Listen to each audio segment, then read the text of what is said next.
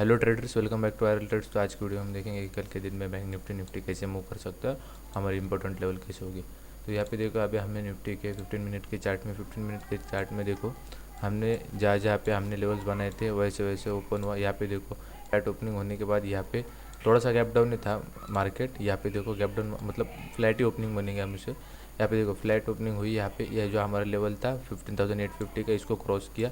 एक कैंडल यहाँ पे 15 मिनट की क्लोज हुई, पर दूसरी वाली कैंडल ने उसका हाई क्रॉस करा और वो क्लोजिंग नहीं दे पाया, और वहीं से जो आपने रेजिस्टेंस लिया वहाँ से हम नीचे आ गए। तो फिर यहाँ पे फिर से हमने इसको क्रॉस करा 15,850। यहाँ पे ये देखो, ये होता है मतलब यहाँ पे वीकनेस ये दिखाता है कि एक बार लेवल क्रॉस करने के बाद अगर फिर से वो उसको घूम के ये दो तीन कैंडल में अगर घूम के इसको फिर से नीचे के साइड में ब्रेक कर दे, तो यही से हमें वीकनेस पता चल जाती है कि मार्केट यहाँ से वीक दिख रहा है हमें, यहाँ से फिर से यहाँ पे टर्न हो सकता है। यहाँ पे देखो हम नीचे आए, नीचे आने के बाद फिर से यहाँ पे एक बार रेजिस्टेंस लिया, यहाँ पे यानी कि रिटेस्ट किया। यहाँ पे हमने 15,850 को जैसे रिटेस्ट किया, यहाँ पे 15 मिनट के दो कैंडल में हमें यहाँ पे नीचे ला गए। ठीक है, तो यहाँ पे कहाँ पे आए, जहाँ पे हम यहाँ से इसको सेल करने वाले थे। यहाँ पे देखो 15,760 के आसपास से यहाँ पे हम इसको सेल करने वाले थे, वहीं पे उसके आसपास आके इसने यहाँ पे फिर से सपोर्ट लिया, उसके आसपास आए, फिर से यहाँ पे कंसोलिडेशन किया।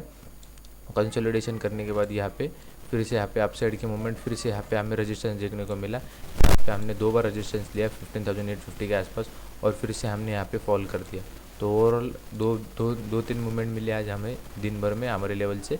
तो यहाँ पे देखो, अभी कल के दिन में यहाँ पे ये लेवल बेटर है सिर्फ आपका 15,700। जब तक ये ब्रेक नहीं होगा हमें एक अच्छी खासी नीचे में ट्रेंड में कंटिन्यू होगा, ट्रेंड नहीं कंटिन्यू होगा डाउन साइड का, ये ध्यान में रखो। जब तक 15,700 ब्रेक नहीं होता, अगर जब तक नहीं ब्रेक नहीं होता तब तक हम कुछ नहीं कर सकते डाउन साइड के ट्रेंड के लिए। अगर ये ब्रेक हो जाएगा तो हमें नीचे में ये ध्यान में रखो 15,660 और नीचे में 15,600, ये ध्यान में रखो। 15,660 और 15,700 डायरेक्टली आ जाएगा, ये ध्यान में रखो। क्या हम यहाँ पे देखो ये चैनल बना रहा है, अभी ये चैनल बना रहा है, हम इसी जोन में ट्रेड कर रहे हैं, इसी जोन में ट्रेड कर रहे हैं। तो जब भी ये जोन जब भी ब्रेक हो जाएगा ऊपर की साइड में 15,900 से लेके नीचे में 15,700 तक, ये जो हमने रेंज बनाई है, ये रेंज जब जिस भी साइड ब्रेक हो जाएगी 15,900 से अगर ऊपर ब्रेक हो जाएगी तो हमें ऊपर में अच्छी खासी मोमेंटम मिलेगा। अगर ये नीचे में ब्रेक हो जाएगी तो हमें नीचे में अच्छी खासी मोमेंटम मिलेगी, ये ध्यान में आए ट्रेडर्स। अभी देखो, आपको अगर सेल करना, आपको अगर बाई करना होगा तो बाइंग मोमेंटम इसके ऊपर ही आएगी। यहाँ पे हमने दो बार यहाँ पे रेजिस्टेंस लिया है 15,850 के ऊपर। यहाँ पे देखो, जब भी 15,850 ब्रेक क्रॉस होगा आपको यहाँ पे बाइंग मोमेंटम मिलेगी 15,900 तक। उसके ऊपर में 15,950 उसके ऊपर में, और उसके ऊपर में 16,000, ये ध्यान में रखो। 16,000 के आसपास आप ये ध्यान रखना है कि यहाँ पे एक ग्राउंड फिगर लेवल है और यहाँ पे एक रेजिस्टेंस जैसा एक्ट हो सकता है। वहाँ पे नेगेटिव देखने के बाद आप यहाँ पे ऊपर में बाइंग लेके जाते समय यहाँ पे फिर से ऊपर नीचे में सेल भी कर सकते हो 16,000 से रेजिस्टेंस को लेके। तो ये ध्यान में आए, अगर कल के दिन में आपको सेल करना है तो 15,700 के नीचे यही एक लेवल है 15,700, उसके नीचे आपको सेलिंग मोमेंटम 15,650, उसके नीचे में 15,700। यहाँ पे देखो फ्लैट ओपन होने की बात कर रहा था मैं। अगर कल के दिन में गैप अप ओपन हो जाए, गैप अप मतलब कहाँ पे ओपन हो जाए समझ जाओ, ये जो हमने ये जो बना है जोन बना है उसके ऊपर में अगर गैप अप ओपन हो गए, मतलब यहाँ पे इन द सेंस यहाँ पे देखो अभी पिछले वाली इसमें था डाउन ट्रेंड के बाद हम डायरेक्टली यहाँ से लेके यहाँ पे ओपन हो गए 15,900 के आसपास। यहाँ पे ओपन है 15,900 के ऊपर, हम कंसोलिडेशन कर रहे हैं और सो ऐसे ऊपर में जा रहे हैं। तो यहाँ पे ये ध्यान में रखो 16,000 के आसपास फिर अगर मार्केट आता है, अगर ये यहाँ से बहुत बुलिश दिखेगा, अगर यहाँ से अगर बहुत बुलिश दिखेगा 16,000 के आसपास आएगा, यहाँ पे एक रेजिस्टेंस मिलेगा। रेजिस्टेंस लेने के बाद यहाँ पे देखो सेलर्स रेजिस्टेंस के लिए राह देखेंगे, जैसे ही रेजिस्टेंस इसका हिट होगा वैसे यहाँ पे सेलर्स इसको नीचे लाए जाएंगे, मार्केट को फिर नीचे लाया जाएगा। तो ये ध्यान में रखो 16,000 एक इंपॉर्टेंट लेवल है। अगर 15,900 इतना बड़ा गैप अप ओपन होता है, अगर यहाँ पे देखो 15,800 गैप अप ओपन होता है तो फिर इस हाई के आसपास हमें ध्यान रखना है। 15,800 के आसपास ओपन होता है तो 15,850 के आसपास हमें ध्यान रखना पड़ेगा, फिर ये एक रेजिस्टेंस मिल जाएगा हमारे लिए। जैसे ही 15,800 से लेके यहाँ पे 15,850 तक जाएगा तो 850 के आसपास यहाँ पे रेजिस्टेंस हिट, फिर से यहाँ पे हम 750 के आसपास और 700 के आसपास आ सकते हैं। तो ये ध्यान में आया। गैप डाउन ओपन होने की बात कर रहा हूँ, अगर ये इसके नीचे ही ओपन हो गया गैप डाउन, यहाँ पे देखो एक तो डाउन ट्रेंड चल रहा है, यहाँ पे देखो डायरेक्टली और और अगर गैप डाउन हो गया, अगर मतलब समझो 15,650 के आसपास, एक तो ये होल्ड करेगा खुद को, यहाँ पे देखो यहाँ पे कैसे होल्ड किया है इसने, तो यहाँ पे देखो 15,650 के आसपास से ओपन हुआ है, तो ये यहाँ पे ओपन होने के बाद ये हो सकता है खुद को होल्ड करे या फिर ऐसे जिगजैग मूवमेंट बनाए, जैसे इस दिन में बनाई है वैसे सेम मूवमेंट यहाँ पे जिगजैग मूवमेंट बने।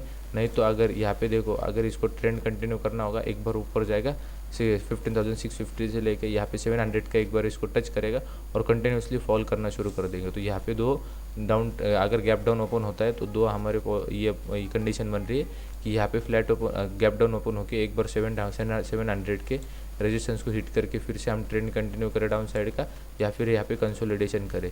तो ये दोनों भी एक प्रोबेबिलिटी है कल के दिन में अगर ये गैप डाउन ओपन होता है। तो गैप अप होने के बाद, गैप डाउन होने के बाद, फ्लैट ओपन होने के बाद क्या क्या कर सकते हैं निफ्टी में, तो मैंने आपको बता दिया। अभी हम देखेंगे बैंक निफ्टी का। बैंक निफ्टी में यहाँ पे देखो ट्रेडर्स, हम यहाँ पे रेजिस्टेंस और सपोर्ट से ही खेल रहे हैं। तो यहाँ पे देखो बैंक निफ्टी के अभी हमें आवरली चार्ट में आपको मैं कुछ समझाना चाहता हूँ।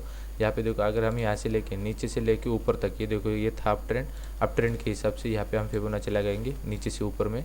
तो यहाँ पे देखो, अगर हम यहाँ से यहाँ तक फिबोनाची लगाए, यहाँ से यहाँ तक अगर फिबोनाची लगाए, तो यहाँ पे देखो आपको ये जो ग्रीन जोन है, जो मैंने आपके लिए ग्रीन जोन बनाया था, ये था हमारा 0 पॉइंट। या अभी मैं आपको एनालिसिस शेयर कर रहा हूँ फिबोनाची के हिसाब से 0.5 का ये सपोर्ट था हमारे लिए। तो उसी के लिए मैंने आपको यहाँ पे ग्रीन जोन बनाया था क्योंकि आपके समझो क्योंकि आप समझो कि हाईलाइट हो जाए आपके लिए कि 0.5 का सपोर्ट यहाँ पे दिखेगा, यहाँ पे इसको टच करेगा तो हम यहाँ से फिर से बाउंस लेंगे। तो इसके हिसाब से, इस ट्रेंड के हिसाब से 0.5 का सपोर्ट ले रहे हैं, मतलब हाई प्रोबेबिलिटी है कि ये यहाँ से बाउंस करेगा। हाई प्रोबेबिलिटी क्योंकि उसने एक दिन हो गया और 2 दिन हो गए, और यहाँ पे 1 2 3 दिन हो गए हम यहाँ पे 0.5 के आसपास यहाँ पे ट्रैवल कर रहे हैं।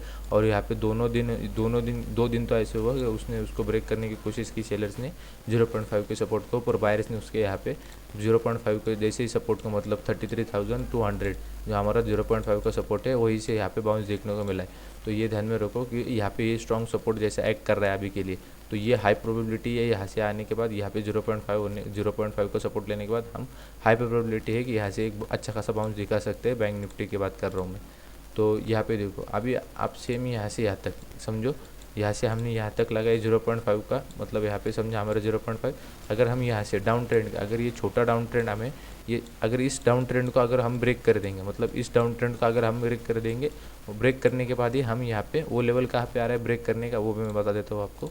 यहाँ पे देखो, अगर ये डाउन ट्रेंड का है, मतलब ये डाउन ट्रेंड है, तो हम ऊपर से नीचे तक यहाँ पे फिबोनाची लगाएंगे। तो वो कहाँ पे आ रहा है हमारा, तो वो लेवल आ रहा है हमारा 0.5 का, यहाँ पे 36,660 के आसपास हमारा वो लेवल आ रहा है। तो ये ध्यान में रखो, जैसे 33,660 ब्रेक हो जाएगा, ये डाउन ट्रेंड छोड़ के हम यहाँ पे अप ट्रेंड में शिफ्ट हो जाएंगे। ये ध्यान में आए, ये जो हमने 1 2 3 4 5 दिन में जो हमने ये जो डाउन ट्रेंड दिखाया है, मतलब ये जो लॉन्ग टर्म का हमारा जो अप ट्रेंड है, उसके लिए यहाँ पे एक रजिस्टेंस, मतलब यहाँ पे एक इम्पल्स की एक करेक्टिव वेव है। और करेक्टिव वेव जैसे ही, मतलब करेक्टिव वेव जैसे ही ये हो जाएगी, इनवैलिड हो जाएगी, वो काफ़ी इनवैलिड हो जाएगी 36,660 के आसपास। जैसे वो इनवैलिड हो जाएगी, यहाँ से जो हम अपसाइड की मूवमेंट देंगे वो अच्छे खासे अपसाइड की मूवमेंट होगी।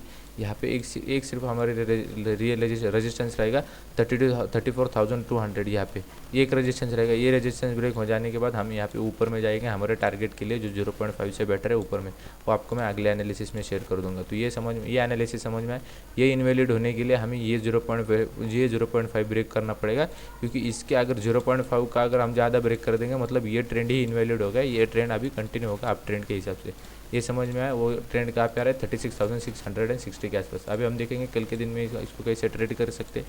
तो यहाँ पे देखो, हम अच्छे खासे यहाँ पे जैसे जैसे बताए थे वैसे वैसे हुआ। यहाँ पे ऊपर में जाते यहाँ पे देखो, ये जो गैप छोड़ के गए, ये जो गैप है हमारा, यहाँ पे देखो गैप के आसपास गए, गैप मतलब ये थोड़ा सा गैप डाउन ओपन हुआ, हमने 2 कैंडल ग्रीन बनाए, यहाँ पे ये गैप के आसपास आए। जो ये मॉर्निंग में मूवमेंट मिली, वो कहीं पे अगर यहाँ पे बीच में मिलती तो अच्छा खासा प्रॉफिट होता। ये जो मॉर्निंग में मूवमेंट मिली वो फास्ट मूवमेंट थी बहुत। यहाँ पे देखो, ये जो गैप था, गैप के आसपास आया, गैप के आसपास मतलब मैंने ये आपको लेवल कल के दिन में दिया भी था 33,650 के आसपास आया।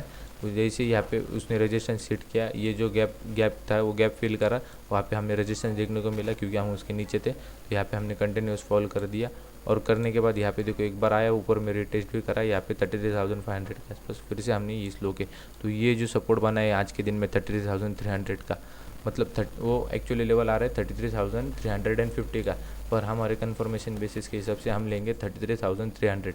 ये कल के दिन में आपका सेलिंग मोमेंटम रहेगा। इसके नीचे आपको सेलिंग मोमेंटम मिलेगी 33,300 के नीचे, और आपको सपोर्ट मालूम ही है 33,200, मतलब ये आपका फर्स्ट टारगेट होगा। ये ध्यान में आया, 33,200 आपका फर्स्ट टारगेट, उसके नीचे 33,100 आपका सेकंड टारगेट, उसके नीचे 33,000।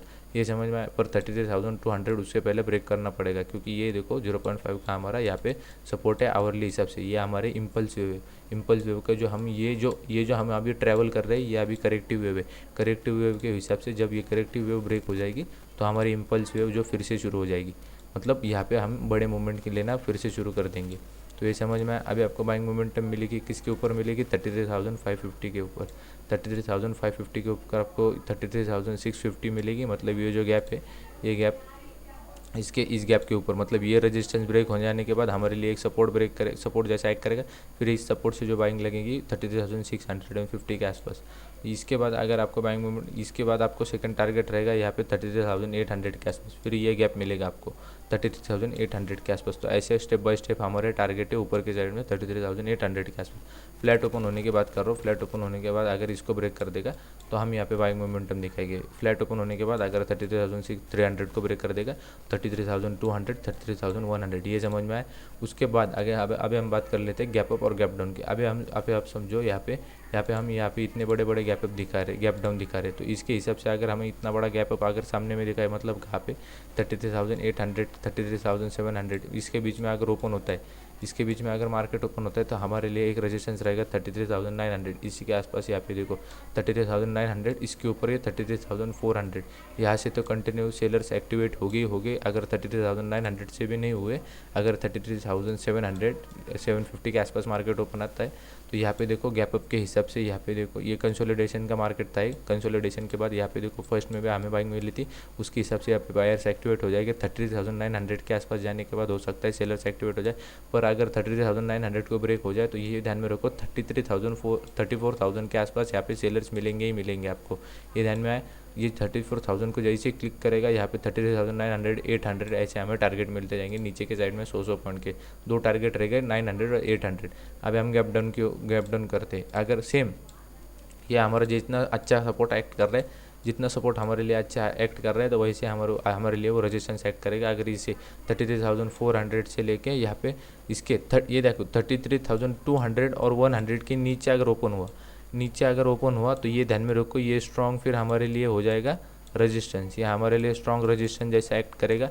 और अगर ये यहाँ पे कहीं पे, यह ध्यान में रखो, ये जैसे यहाँ पे ओपन हुआ 33,200 के आसपास, 33,000 गैप डाउन कहाँ पे हुआ 33,200 से लेके 33,100, इसके ऊपर में अगर गैप अप ओपन हो, मतलब गैप डाउन यहाँ पे हुआ कहीं पे, तो ये ध्यान में रखो हमारे लिए ये स्ट्रॉन्ग सपोर्ट जैसा एक्ट करेगा। तो ये ध्यान में रखो, इसके नीचे हम 33,100 और 200 हमारे लिए स्ट्रॉन्ग रेजिस्टेंस, और इसके अगर ऊपर ओपन होता है तो हमारे लिए यहाँ पे मार्केट आने के बाद ये एक स्ट्रॉन्ग सपोर्ट जैसा एक्ट कर सकते हैं। तो ये ध्यान में रखो। और यहाँ पे देखो इसके ऊपर में जाने के लिए यहाँ पे मोमेंटम भी नहीं मिलेगी, क्योंकि ये जो गैप था इस गैप के आसपास हम यहाँ पे रुके जाएंगे। फिर यहाँ पे इतनी मोमेंटम मिलेगी अपने को, ये ध्यान में रखो 33,200 के आसपास ओपन हो तो सबसे बेस्ट मोमेंटम रहेगी 33,200 के नीचे ओपन हो, यहाँ पे एक रेजिस्टेंस मिले और हम यहाँ पे कंटिन्यू करें। पर हाई प्रोबेबिलिटी इतना है कि यहाँ पे कल के दिन में थोड़ा सा गैप अप ओपन हो सकता है। तो thank you for watching. Video पसंद आएगा तो मेक श्योर लाइक कर देना, एनालिसिस पसंद आएगा तो मेक श्योर लाइक कर देना। Thank you for watching.